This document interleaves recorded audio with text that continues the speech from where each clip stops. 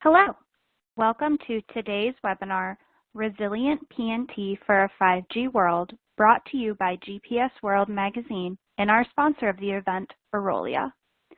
Orolia is the world leader in resilient positioning, navigation, and timing solutions that improve the reliability, performance, and safety of critical, remote, and high-risk operations, even in GPS and GNSS denied environments.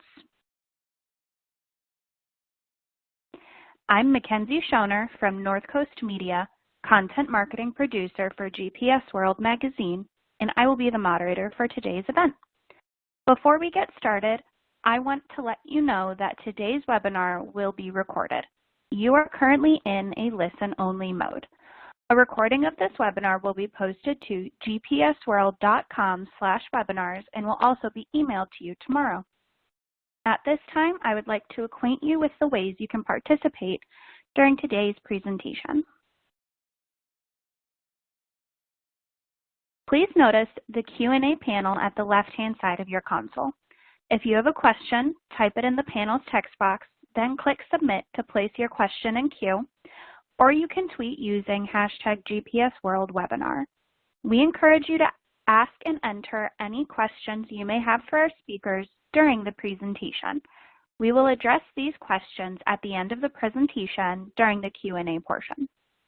Questions submitted during registration have already gone to our panelists and may be covered during today's presentation. If you experience any technical difficulties during today's event, you may use the same Q&A panel on your screen to submit your issues, and assistant producer Joseph Ciccolini or I will personally assist you. You may learn more about our speakers by viewing their photo, bio, and email address in the panel located on the upper left-hand side of your console. If you are logged into your social media accounts, you can share this webinar's title, description, and URL with your friends or colleagues using the Share This widget you'll see at the bottom of the screen. Finally, at the right side of your console, you will find a PDF of today's presentation slides, which you can download, and a link to visit both the GPS World and Orolia websites. I would now like to introduce you to today's presenters. Today we will be hearing from Cecil Taylor, Senior Product Manager for Anritsu Company. Cecil has been a telecommunications professional for more than a quarter of a century with a varied background in software development, product management, and marketing. We will also be hearing from Lisa Perdue, Product Line Director for Orolia. Lisa is a world-leading expert in testing critical GPS and GNSS systems and has trained hundreds of engineers and technicians who are responsible for high reliability positioning, navigation, and timing applications. Lastly, we will hear from Pierre Girard, Senior Cybersecurity Expert with Thales. Pierre co-designed security solutions with customers and partners and is technology advisor at corporate level. At this time, we will be doing our first poll. You will have 15 seconds to answer the following question. How familiar are you / how likely are you to use high accuracy PTP timing, HAPTP, or White Rabbit? Please enter your answers now.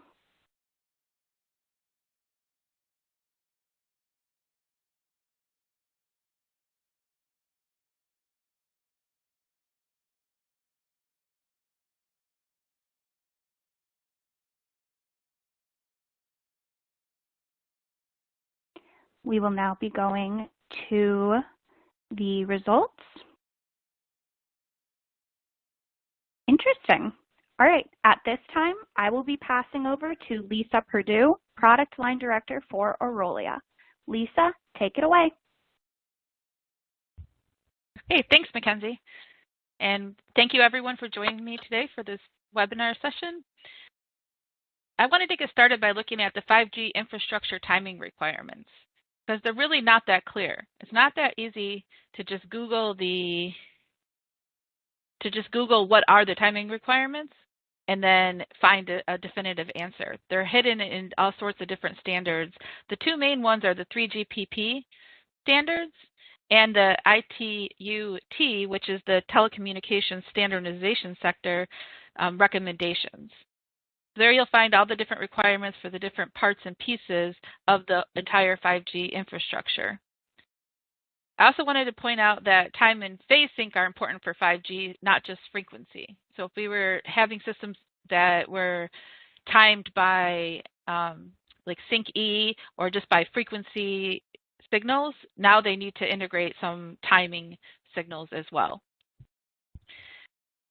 If you summarize down all of those different standards and all the different pieces and parts, the main requirement from the primary reference time clock, or what I'll call from now on the PRTC, to the radio unit is plus or minus 1.5 microseconds in total.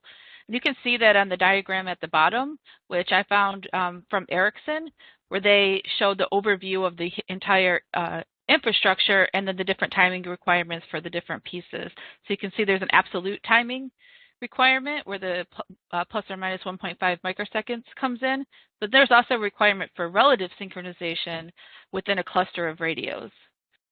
So timing plays an important role in the 5G infrastructure. We need to make sure that all of our elements are synchronized properly.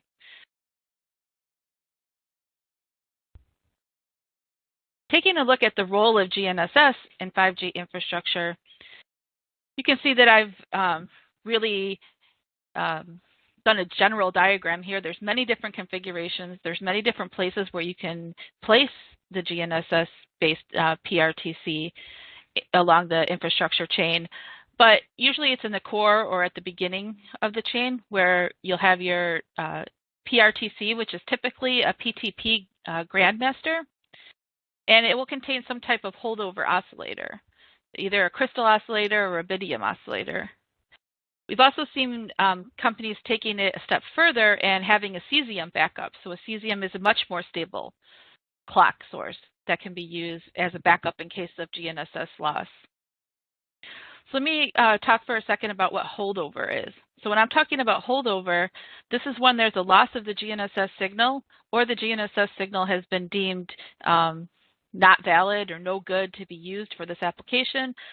The unit will go into holdover where it no longer uses the GNSS signals, but it uses a backup clock, which is, like I said, either internal or could be external in the case of the cesium.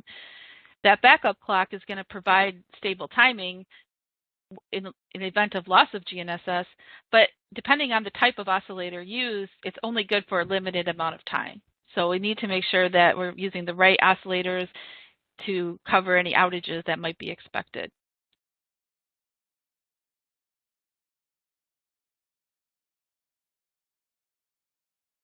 Because everything starts there with the GNSS and then that primary reference clock, we need to be aware of the different threats to GNSS, especially the ones to 5G infrastructure. So these are all the threats to GNSS, but there was a couple of them that I wanted to point out for this application, which can make things tricky. And the first one is spoofing. So this is the covert, or it's an actual attempt to deceive the receiver into thinking that its timing is different or its position is different. It's a way to deceive the receiver. But spoofing a fixed timing installation is relatively easy compared to spoofing a moving vehicle. So the fixed infrastructure is very vulnerable to time-based spoofing of GNSS. It's possible to pull the time off, for example, in a way that the receivers can't see as an error. So just your receiver itself will happily follow along if the spoofing signal, for instance, is pulling the time off 10 nanoseconds every second. Seems like such a small amount, but when we're working with that 1.5 microseconds, it doesn't take very long time to pull it off into an unusable state where it didn't even go into holdover because it didn't detect that there was a problem. So that's one of the main things that you'll see that I'll talk about here is the detection of the event. So it's good to have the backup systems, but if we don't know something's going wrong, if the system hasn't identified an issue, then it's continue to use GNSS even though the data may not be good, and that will disrupt the entire systems, everything downstream from it. Then the other one is interference. So with interference, it's easy to say when something is completely jammed, that the receiver or the primary reference clock will go into holdover. And that's true because it's seen as a loss of GPS. There's no usable data there. But it's also possible to have interference that's not high enough level to completely jam a receiver, but enough to disrupt its operation. So it might not really know that something's wrong. It might not go to holdover. It might continue to try to hold on to these very low-level signals, try to use them, but when doing so, it's actually outputting a solution that's worse than if we had been in holdover in the first place.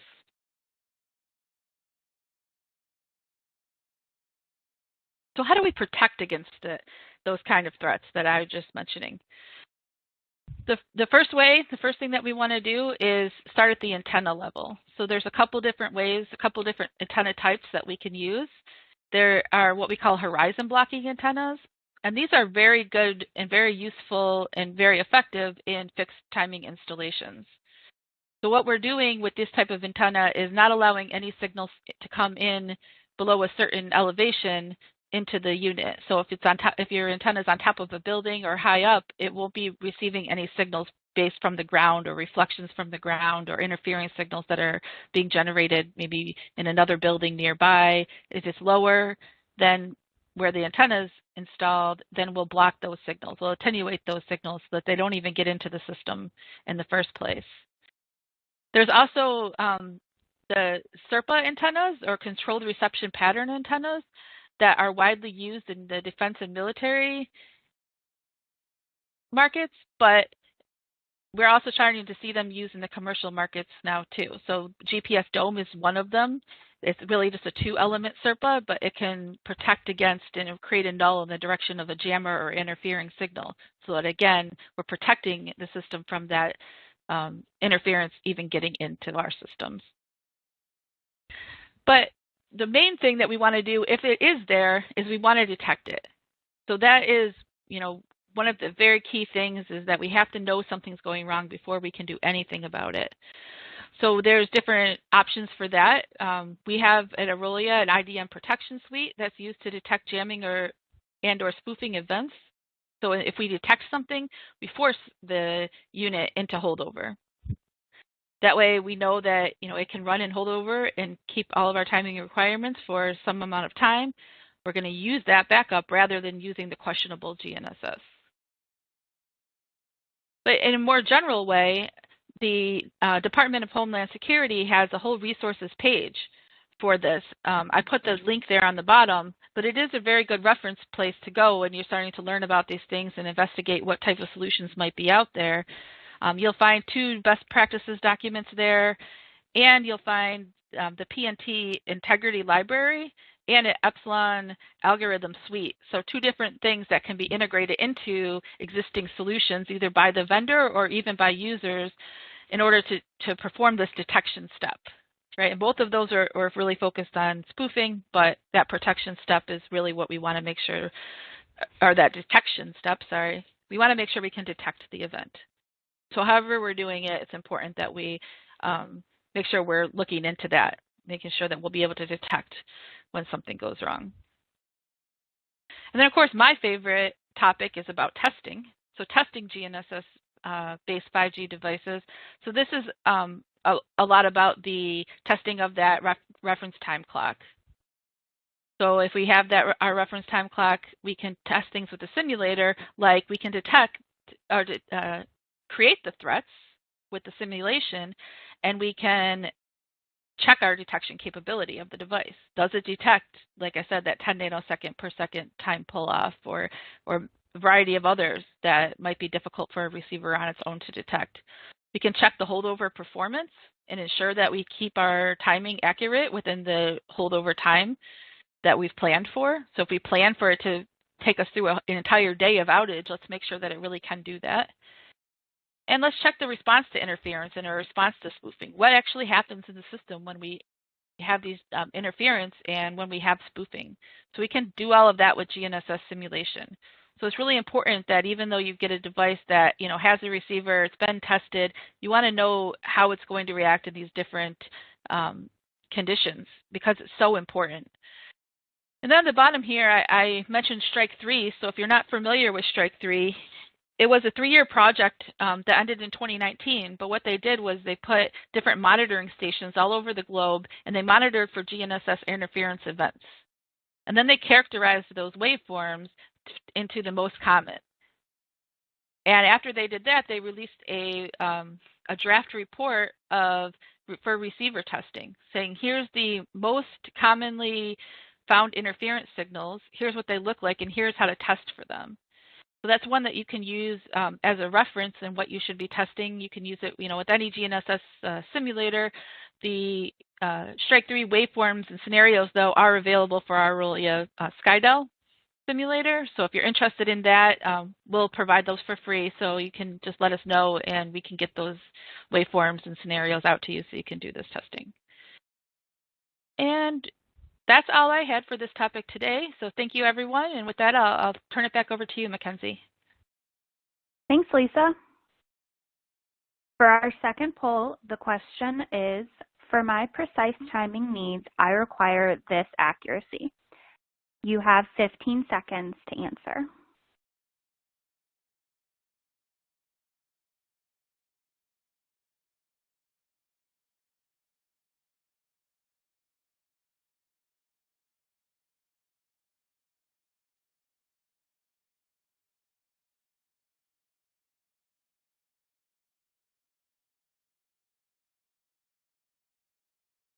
All right, and our results are interesting, a tie.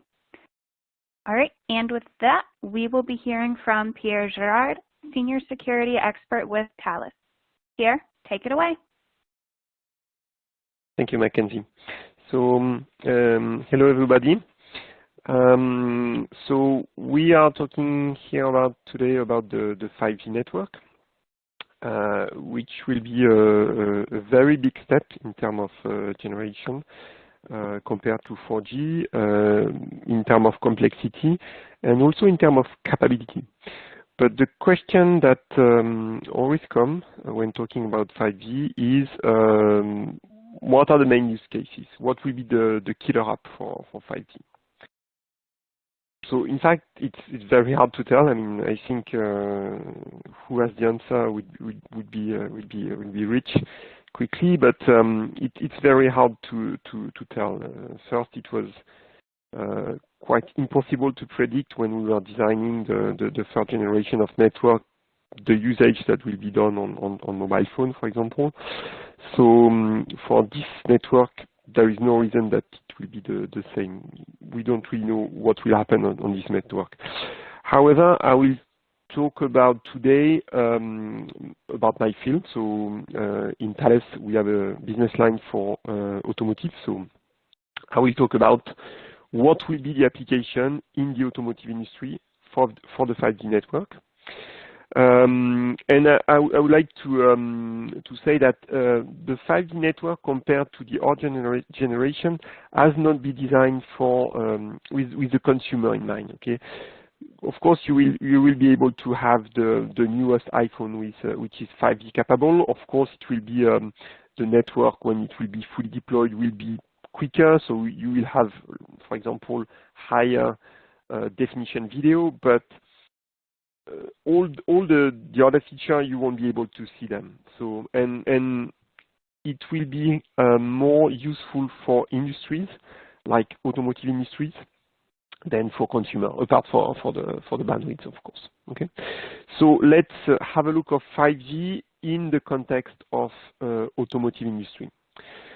So first, there are very different capabilities and very different aspects of this network. So sometimes you need all the newest aspects. Sometimes you just need one feature like broadband.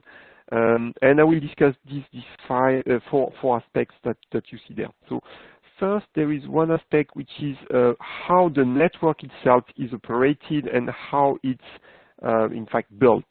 Okay. A lot of new technology has been incorporated into the 5G network, like virtualization. So we talk about network virtualization function, software-defined network. So it's very new, and we will come back to that at the end when we will talk about security.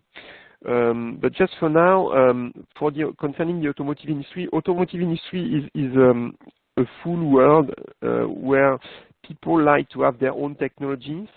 And just to give you an example, all the players in the automotive industry are connected to a network which is called ANX, Automotive Network Exchange, which is a fully private network around the globe.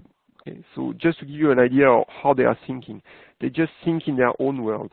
And here for the 5G network, they will, for example, an automotive manufacturer will be able to have what is called a slice in the network, which is just a sub-network, a private one, that is dedicated to just one customer or one usage. So a very large customer, like, I don't know, BMW, will be able to rent a slice of a mobile network just for its own usage, and it will be completely private.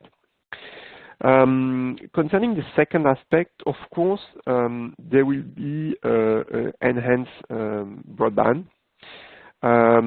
which will be very useful in the context of the automotive. For example,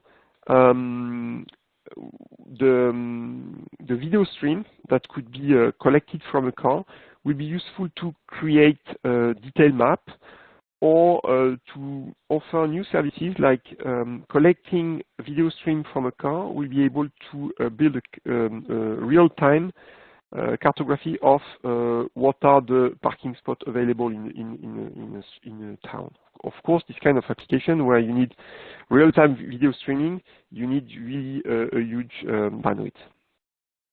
Of course, later it will be used for autonomous cars. Okay, that will need a detailed map that will be detailed, accurate down to the centimeter and in 3D. Okay, and this is a huge amount of data, so you cannot have that in the car all the time. So you will download it a little bit ahead of time. And that's for the download. For the upload, the autonomous car will generate a huge amount of data, really terabytes per hour of data that will be used for just logging and understanding how it works, and also for subsequent machine learning to reinforce the algorithm. So that's for the massive amount of data and broad bandwidth. There is another characteristic of 5G, which is called massive machine type communication, where you can have a density of things, connected things, which is really thousands and hundreds of thousands per cell, which is not achievable with the current technologies.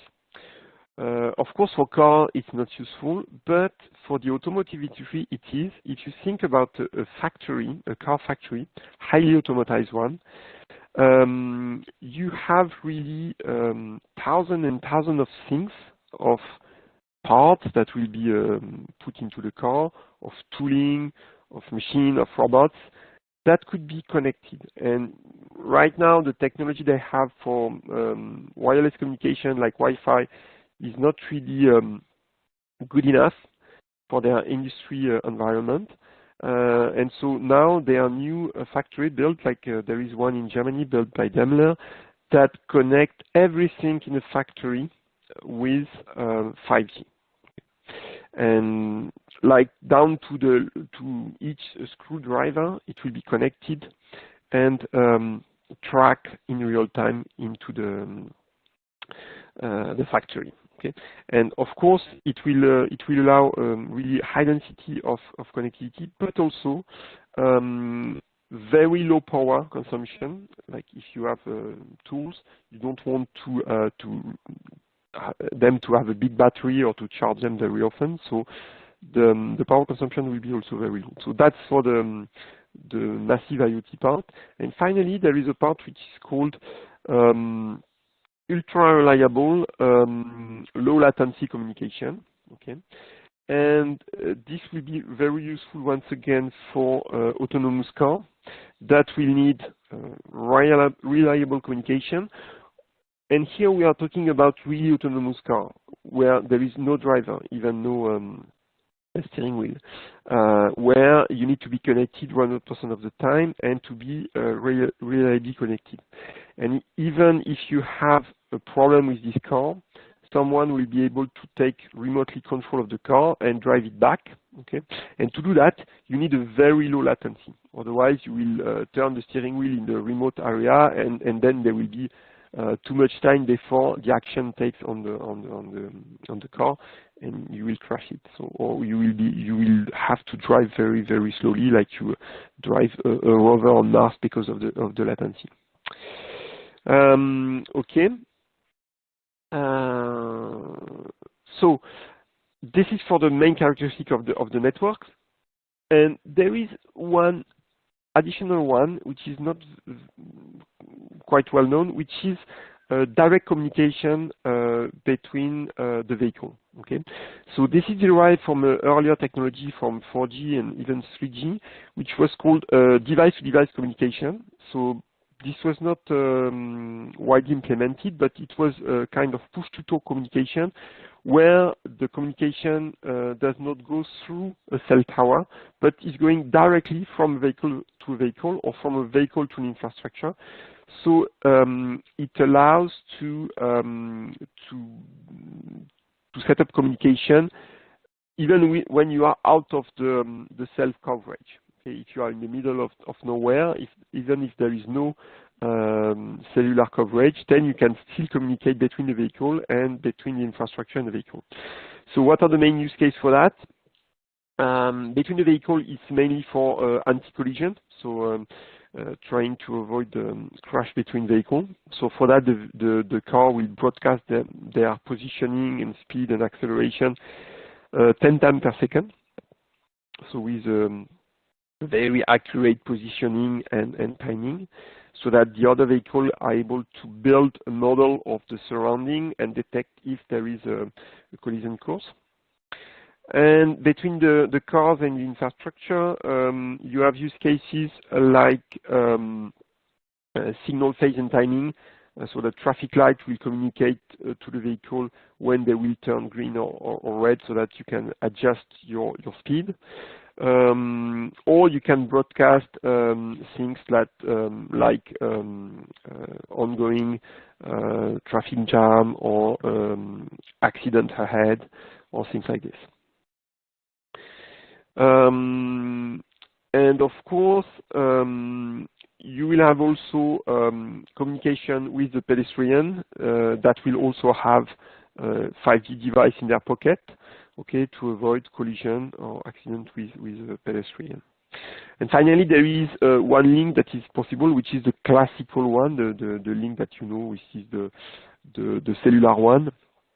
So here you see it with a satellite, because 5G will integrate satellite, but you can also communicate with the classical cellular network for, I don't know, the classic services you have on your dashboard today.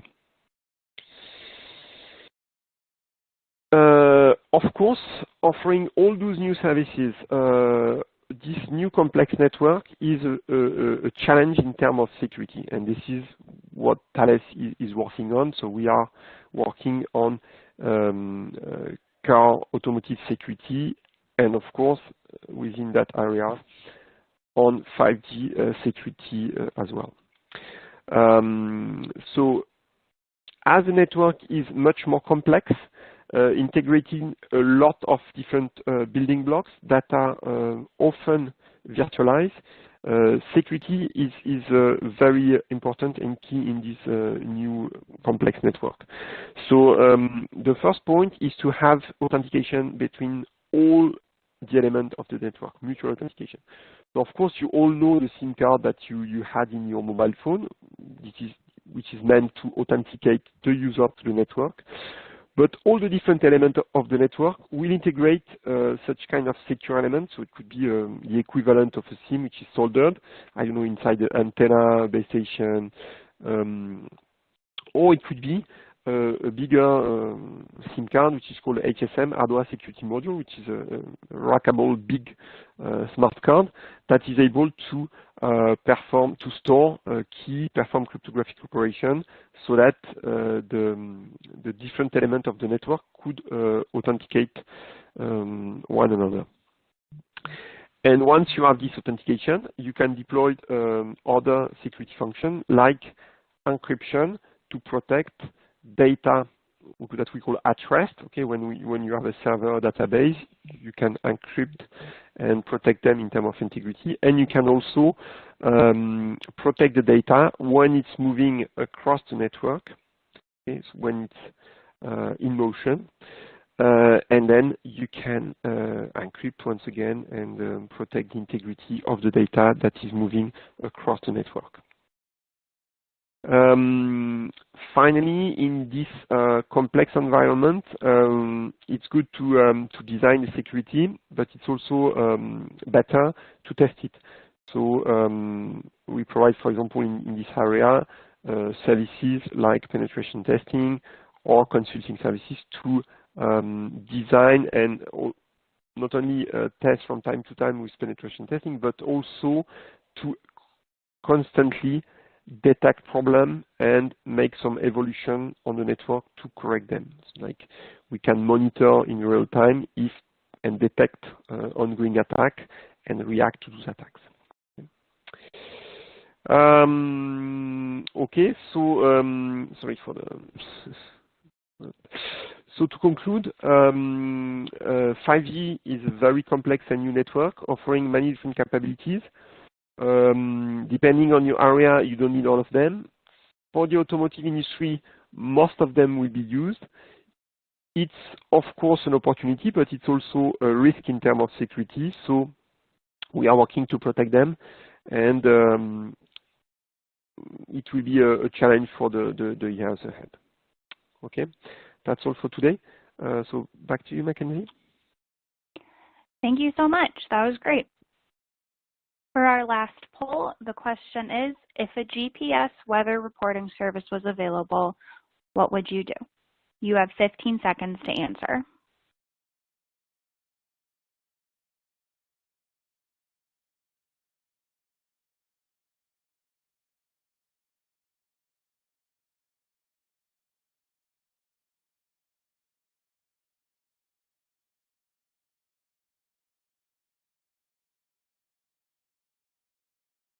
Interesting. All right. Now we will hear from Cecil Taylor, Senior Product Manager for Anritsu Company. Cecil, after you. Okay, thank you, Mackenzie, and thank you everyone for being here today. I'm going to focus on reliability, performance, and safety of mobile operator networks, really primarily in terms of enhanced mobile broadband, like Pierre was talking about, and I intend to fulfill the part of the webinar devoted to consistent operations during signal loss. So to give you an overview, I want to get into how mobile operators use simulated 5G AGPS testing to achieve consistent operations and reliability and performance and safety.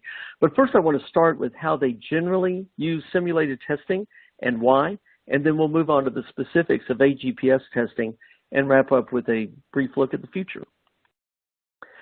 So the way mobile operators test devices on their networks, they have multiple options.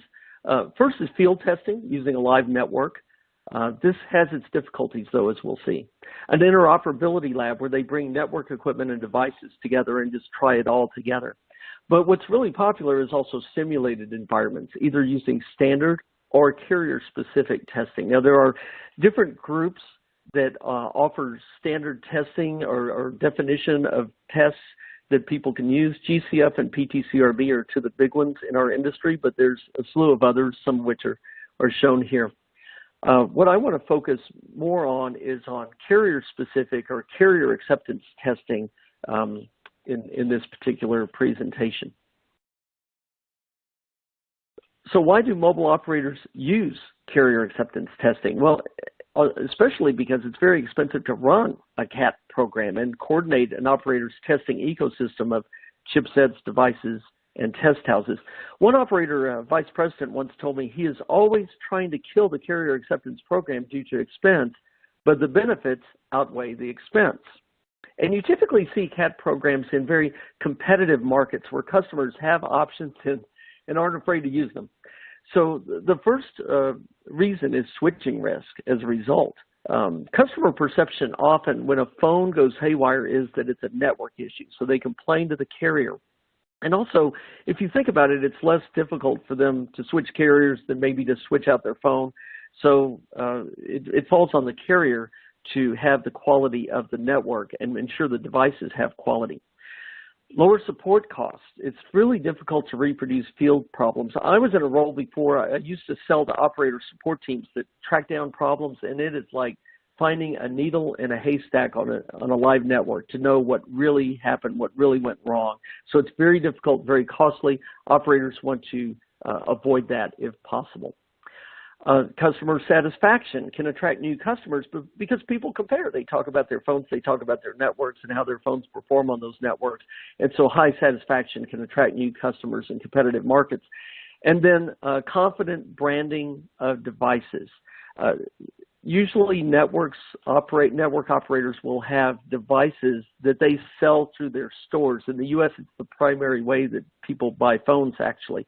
So they want to have confidence in the performance of those special devices on their networks.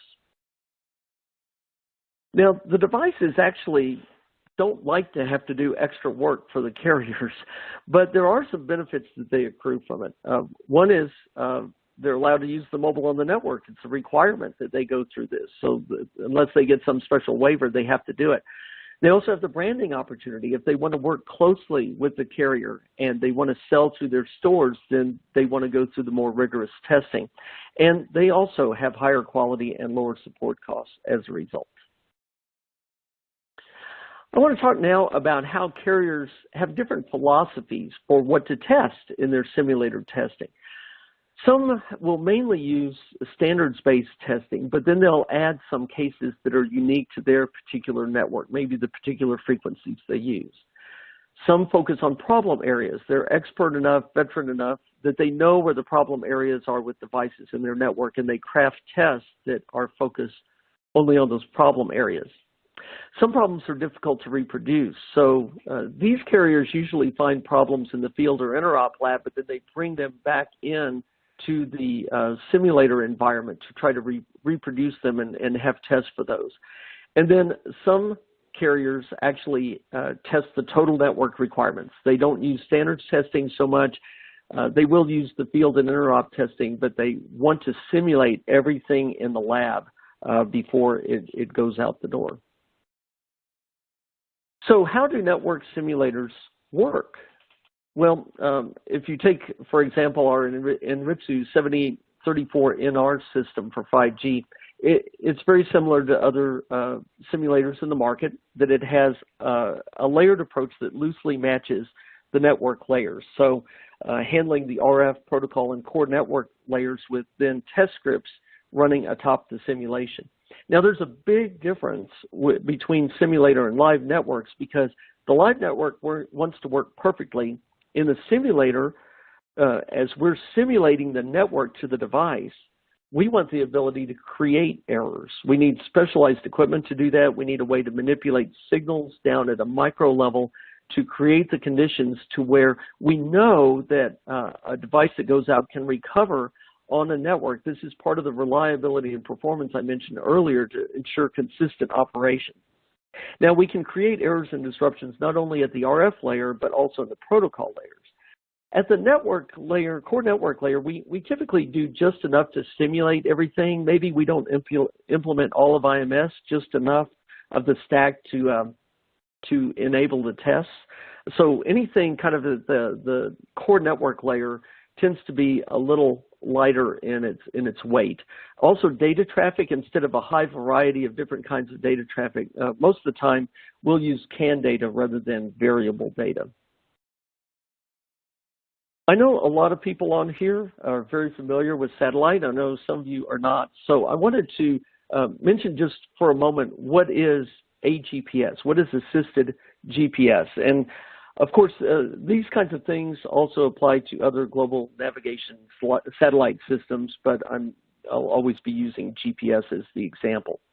So in GPS, satellites send a detailed report of their position and parameters to help predict and correct the satellite position and where the phones know that they are, so the device can determine the position based on the signal time traveled and trilateration from multiple satellites. Now the problem is this time to first fix is done at lower bit rates and can take up to 20 minutes to determine the position of a mobile phone. So in assisted GPS, one or more elements in the network monitor the satellites continuously, and then the same satellite position and parameters are forwarded to the phone from the network, just as the satellite would send. So over a cell network, this happens in a few milliseconds. And as a result, the device can lock onto its position, that time to first fix, in a few seconds versus several minutes. So the way this is implemented in the simulator world, I'll use the Anritsu Orolia partnership as an example, as we're working together to provide this kind of simulation for AGPS. So Orolia has a specialized solution for Anritsu to be able to fulfill the needs of carrier acceptance testing. It's called the Orolia GSG Sky ANR. And so this will simulate the GPS signals that are going to the mobile, done in a lab environment, connected directly to the device. Now, the satellite dish in this picture is replaced with a direct connection between the GSG Sky ANR and the Anritsu ME7834NR to pass that satellite positioning data, and then Anritsu delivers the positioning information through its simulated network layers to the mobile. So Orolia handles the satellite part, Anritsu handles the cellular part. So why do mobile operators that use simulated testing, why do they do it for AGPS? Well, there's four main reasons that I'll cover: repeatability, debugging, in-building limitations, and special scenarios. So for repeatability, there are so many variables in the field or where you have multiple components in an interop lab, and you want to isolate to the device rather than all the variability in network conditions or network components, because otherwise you don't know what's right, what's wrong, so you just want to know if the device is working properly. In AGPS, in the real world, satellites are moving, so they give different data every millisecond. Simulators use CAN data and CAN sequences to create the same conditions. Now, of course, you have cases like weather, trees, urban canyons. Can't change the weather in the real world, but with simulators, you can vary power levels or set up missing satellites. In the real world, there may be 11 satellites in the field of view, but you could increase or reduce those numbers with the simulator. This is the case in urban canyons, where satellite paths may be blocked, or you may see too many false satellites due to reflections. Lisa talked about this a little bit in her presentation. As simulators can perform controlled multi-path scenarios to simulate building bounce. Very similar is to use simulation for debugging. It's a controlled environment. You can isolate the device under test. You can eliminate other variables. There's repeatability, which is so important in debugging. The best simulators are able to reproduce the test accurately time after time, and that's something Anritsu actually is known for. If there is variability, it's costly and time-consuming to reproduce, so that's why you don't want to use a field setting. And then once a field scenario is understood, most operators prefer to represent it with a test that will prevent future occurrences in the forthcoming devices. Next are in-building scenarios. A problem with GPS positioning is in-building use. You can't always achieve accuracy. You might even have to go outside your own building to do your testing. So in a cellular network, you can fall back on other techniques. Today, there are things like enhanced cell IDs, observed time difference of arrival, things like that. And there's new technology coming to also assist, such as AOA or angle of arrival in 5G. Operators also face some new requirements for not only horizontal location, but vertical location or altitude, which are important in multi-storied buildings. And you need simulators to test those kinds of cases also. Imagine going up and down elevators during the day to find a particular barometric pressure. You want to be able to simulate that and have efficient testing. And then the fourth case for simulation is in AGPS is special scenarios. You have field concerns. Of course, we heard Pierre talk about some of this. There's quality of networks as mobiles roam globally, and security may vary in different network settings, and there's different components of security. Mobiles can be vulnerable to jamming, spoofing, other kinds of interference. And by the way, the Orolia GSG Sky ANR helps us address such scenarios. And simulators can create their own jammers as well. So for an example, U.S. operators want to ensure that a device roaming in China does not attach to a Wi-Fi signal because more vulnerabilities can occur there. So the operator may not allow the mobile to make Wi-Fi phone calls while in China, and they can send messages or monitor to make sure that the mobile is not doing that. And we can simulate that whole location scenario without actually having to take a phone to China. Finally, I want to talk about some of the future apps and use cases as positioning usage is growing, and both real networks and simulators must keep evolving. Right now, there are things like wireless emergency alert, being able to broadcast alerts to mobile users.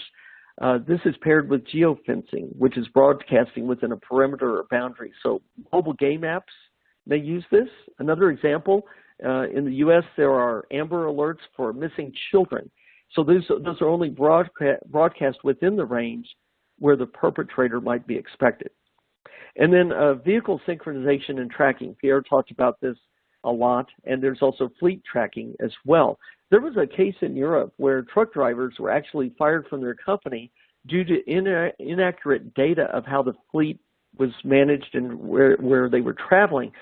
It would show, their system would show that the driver had stopped for 4 hours and then drove at 90 miles per hour or 145 kilometers per hour to arrive at another location. But in reality, they were driving more steadily the whole time. So this is something where you need a good application to understand that. And there may be more and more applications being built atop GNSS. And actually, this is where I want to conclude my presentation, is talking about the way that positioning technology is evolving. I was talking with our positioning lead in Anritsu, and we were remembering the start of wireless data, how we were just focused on how to get data through a phone, and never really imagined social networks, streaming video, etc. Positioning technology is poised to have the same kind of unpredictable explosion of applications. And at Anritsu and in partnering with Orolia, we can help build and test the infrastructure for those applications to come. So with that, I conclude my presentation, and Mackenzie, I'll hand it back to you. Thank you all. That was amazing. At this time, we are going to jump into some questions we received during registration and a couple that we got during the live presentation. The first one is actually for Cecil. How are advancements to take full advantage of 5G? Well, 5G is rolling out, and certainly within the U.S., you're seeing some heavy promotion of 5G. But to really advance it and fulfill the full vision of 5G, I think there's a couple of key things that have to happen. One we really haven't talked about on this call is the shift to millimeter wave. So currently carriers are using lower frequency channels to create an evolution of 5G, but the revolution will happen when you go to this higher frequency millimeter wave. And it's a very complex technology. It really has a long way to go. Even though it's deployed in pieces, it has a long ways to go before it's widely deployed and very confidently deployed. And then the second thing is, actually Pierre mentioned this 5G network of networks, and one of the things in there was the massive IoT with the Internet of Things. And it's not nearly what it's going to be. And Pierre mentioned this, that you have network slicing, being able to separate network traffic according to purpose. So with massive IoT, a lot of the devices don't need much bandwidth, but they can flood the network with its density because they're always waking up, maybe transmitting some small amount of data, going back to sleep. You can imagine, he talked about the screwdriver in the factory. There's a little bit of data that may be sent all the time. So you have to imagine a tremendous number of very small messages flowing through the network all the time. So network slicing will help manage this. We're starting to talk to operators about that right now. They're doing some initial experiments with it, and I think by next year you'll start to see network slicing deployed. you combine these two things of millimeter wave and the massive IoT, I still think we're about 3 to 5 years away from really seeing 5G be what it can be. Gotcha. My next question is for Pierre. How does high-speed broadband internet from satellite Starlink compare to 5G services? The comparison is a little bit difficult for various reasons because so first, 5G will be also available via satellite, even if it's not the case today, but it will. So it's under standardization. So, but let's suppose we are talking just about terrestrial 5G here. So, on top of that, Starlink is a proprietary technology from SpaceX, so there is not a lot of data available. And 5G is, as we have discussed today, is really a multi-faceted technology. So it all depends about which aspect you are interested in 5G. So if you are talking about massive machine type communication, you are not interested about the bandwidth, but more about the low power consumption or low signaling traffic. But okay, so let's talk also about just enhanced multimedia broadband. So first, Starlink is a fixed technology, whereas 5G is at the beginning a mobile technology. Starlink, so SpaceX has announced also mobile version of their terminal, which are really bulk one currently, but we don't know. So we'll see in the future. All in all, concerning bandwidth, Starlink provides less bandwidth than 5G. Okay, although it's already a comfortable one. We are talking about gigabyte per second, so which is quite good. But we don't know about the scalability. Okay, so right now they only have a few thousand of users. So the feedback is good. They have more or less their gigabyte per second. But we'll see how they will be able to scale up. Okay.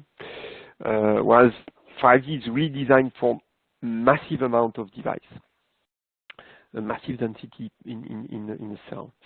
So the good point now, Starlink is a global coverage by definition, so they are a global satellite system, whereas 5G coverage is quite limited to highly populated area due to the fact that to have really this large bandwidth, you are using shorter wavelengths, so higher frequencies. So the coverage of one cell is really small, so you need to put a lot of them. So it's fine in populated area, but outside the cities it's not that good. So that's why 5G will also put the satellite link later on.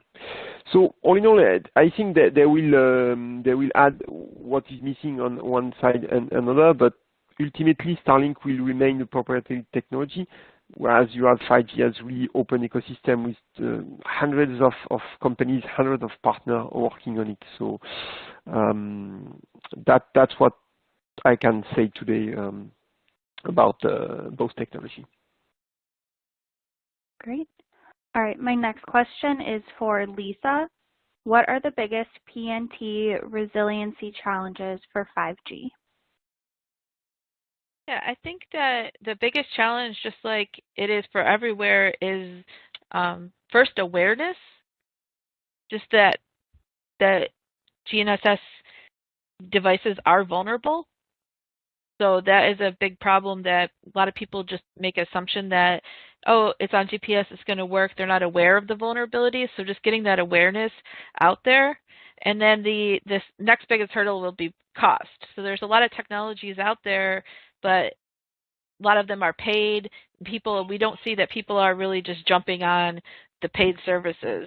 They're either not informed or not willing to pay for that level of protection. So it's just about getting the awareness out there so people see the value in updating their legacy solutions, or when they're choosing something new, that they're actually looking at the resiliency ratings of the device and understanding how it works in order to see what other outside of that device protections might be needed. Okay, great. My next question is for Cecil. Are 5G operations synchronized to GPS? Is it network-wide, a mandate, or just an option at the network operator's discretion?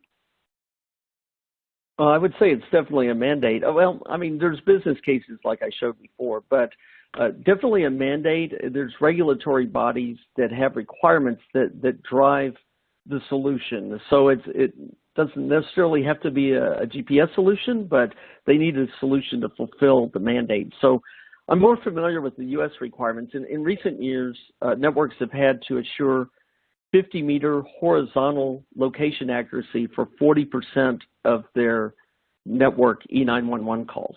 And just last month, that got raised to 80% from 40% to be within 50-meter accuracy. Now, there is a loophole on this that you have to be deploying, the operator has to be deploying voice over LTE or voice over NR technology. And for 5G, this VoNR technology is something we're working on right now in the lab. It's just being deployed in some trial markets. So the U.S. operators are probably 1 to 2 years away from having to fulfill this legality on 5G. Now, what's interesting is in that change last month, for the first time, U.S. operators had to also do the vertical location accuracy I was talking about in my presentation.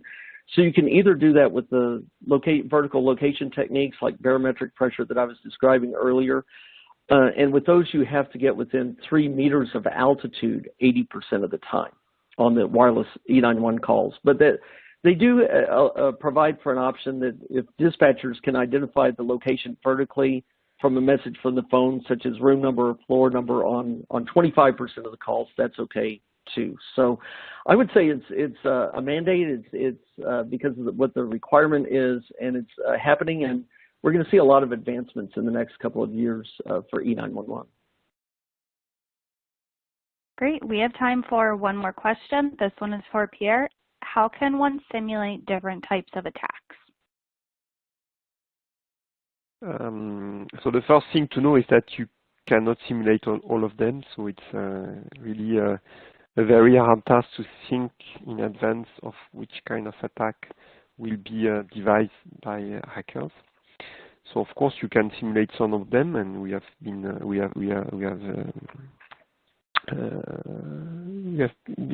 presented that.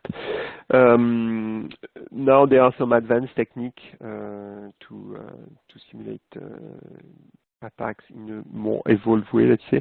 So first you can be helped by artificial intelligence, where you can train system to generate attack by learning on existing attack, an existing set of attack, and then you can produce after that a lot more attack from the AI engine.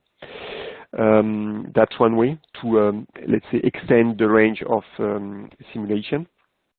Another one is to use human intelligence, which is so far in this area far better than artificial intelligence, because you have the creativity of the human that can come up with something completely new that nobody was aware of or have thought about before.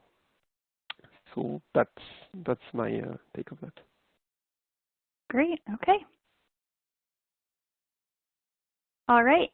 Thank you for attending today's webinar, Resilient PNT for a 5G World, brought to you by GPS World Magazine and our sponsor of the event, Orolia.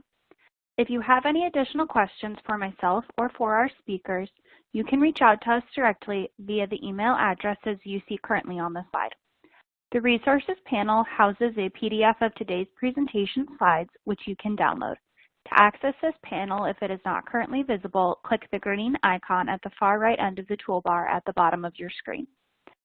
A recording of this webinar will be emailed to you tomorrow and posted to gpsworld.com/webinars. Upcoming webinars from GPS World will also be posted to that page. Thank you all for attending, and we hope you'll join us for another great webinar.